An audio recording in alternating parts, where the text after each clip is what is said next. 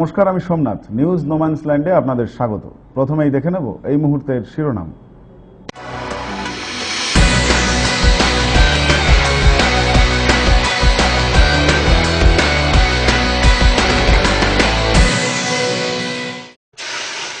মহকুমা জুড়ে দাপিয়ে বেড়ালেন বিজেপির রাজ্য সভাপতি দিলীপ ঘোষ। বাবা মেয়ের মৃত্যু বিষক্রিয়াতে, সামনে এলো ময়নাতদন্তের রিপোর্ট। গণপিটুনি দেবার দায়ে ধৃত 2 অশোকনগরে। বেআইনি অটোর বিরুদ্ধে অভিযান মহকুমা পুলিশ আধিকারিকের। কিডনিতে পাথর, 2বার অপারেশন, চিকিৎসকের বিরুদ্ধে অভিযোগ। এখন আসছি বিস্তারিত সংবাদে।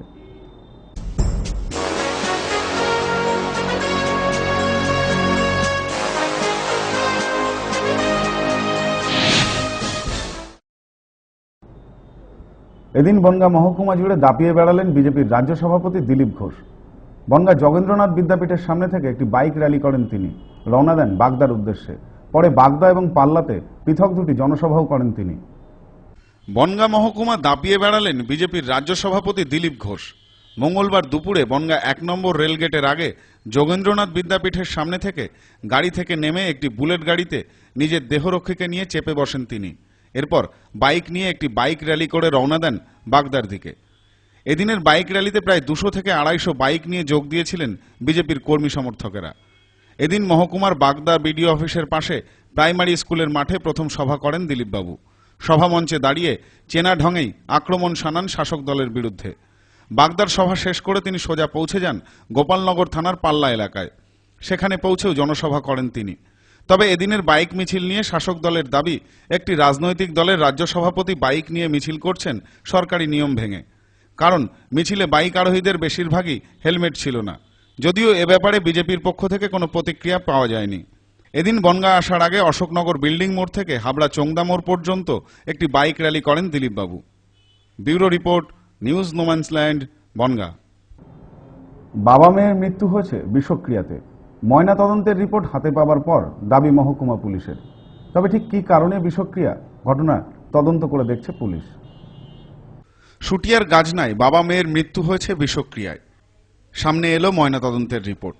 ঠিক কী কারণে বিষক্রিয়া হলো, আপাতত সে বিষয়টিই খতিয়ে দেখছে পুলিশ।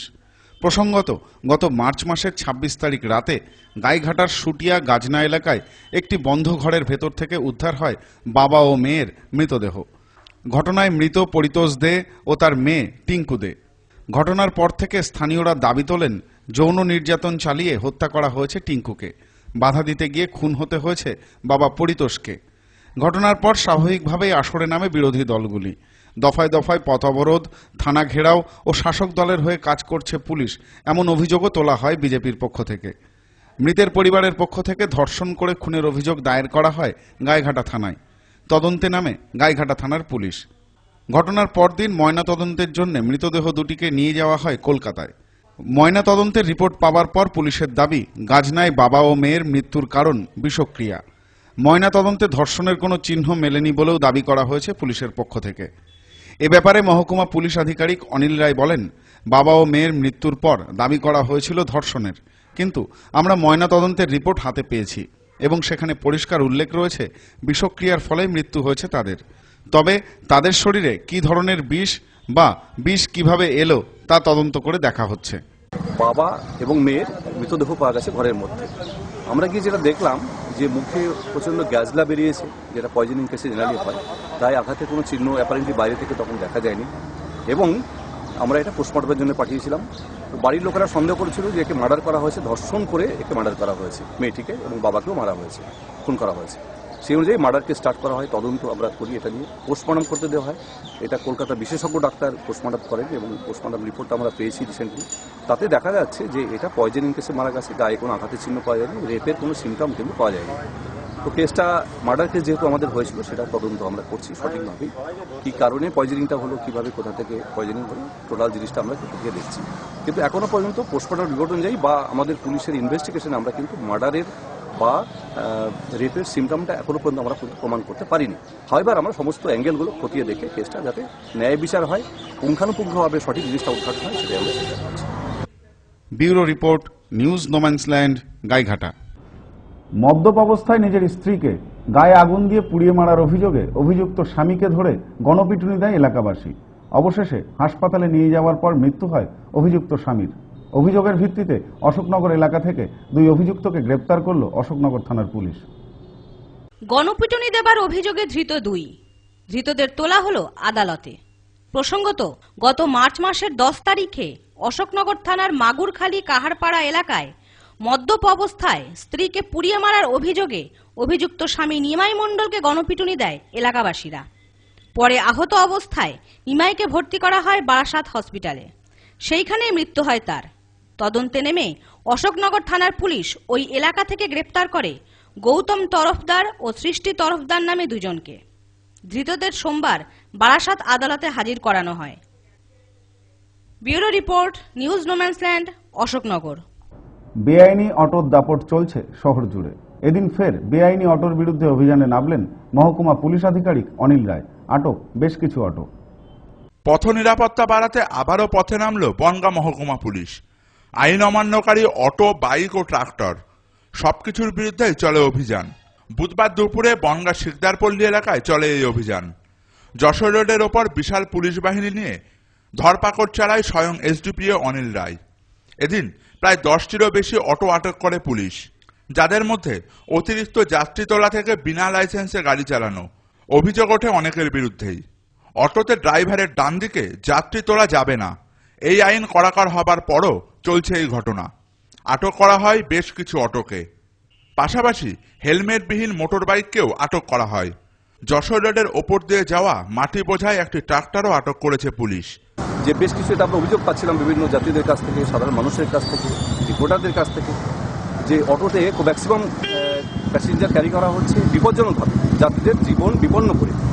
সেই মতো আজকে আমি যশোর রোডে এর বনগাঁ গাইঘাটা রুটে চেক করে দেখলাম 45 মিনিট সময়ের মধ্যে আমি 10টা অটোকে ধরেছি যার কাছে কোনো কাগজপত্র নেই, কোনো কাগজ নেই, অথচ প্যাসেঞ্জার সেখানে সব কোথায় 10, কোথাও 12, কোথাও 16 এরকম প্যাসেঞ্জার রয়েছে। সেগুলোকে যাত্রীদের নামিয়ে দিয়ে তাদের অন্য গাড়িতে চলে যেতে বলা হয়েছে এবং গাড়ির চালকগুলোকে আমরা অ্যারেস্ট করেছি, গাড়িটাকে আটক করা হয়েছে, থানায় আমরা পাঠাচ্ছি।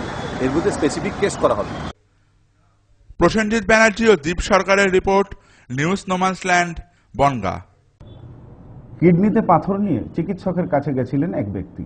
পরপর 2বার অপারেশনের পরও পাথর রইল একই জায়গাতে। অবশেষে স্বাস্থ্য ভবন ও পুলিশের কাছে অভিযোগ দায়ের চিকিৎসকের নামে। ঘটনাটি ঘটেছে দমদম এলাকায়। কিডনিতে পাথরের সমস্যা নিয়ে বেসরকারি নার্সিংহোমে ভর্তির পর দুবার অপারেশন হবার পরেও কিডনিতে পাথর রয়ে যাওয়ার অভিযোগ তুললেন রোগী ও রোগীর পরিবার। বিষয়টি নিয়ে রাজ্য স্বাস্থ্য ভবনে যাচ্ছেন রোগীর আত্মীয়রা। সূত্রের খবর, এই ঘটনায় অভিযোগের আঙ্গুল উঠেছে দমদমের একটি নামী নার্সিংহোম ও তার চিকিৎসকের বিরুদ্ধে। প্রসঙ্গত, চলতি বছরের ফেব্রুয়ারি মাসে কিডনিতে পাথরের সমস্যা নিয়ে দমদমের ওই নার্সিংহোমে আসেন শোভন মজুমদার। শোভনবাবুর অভিযোগ, নার্সিংহোমে আসার পরদিন বিকেলে তার অস্ত্রোপচার হয়।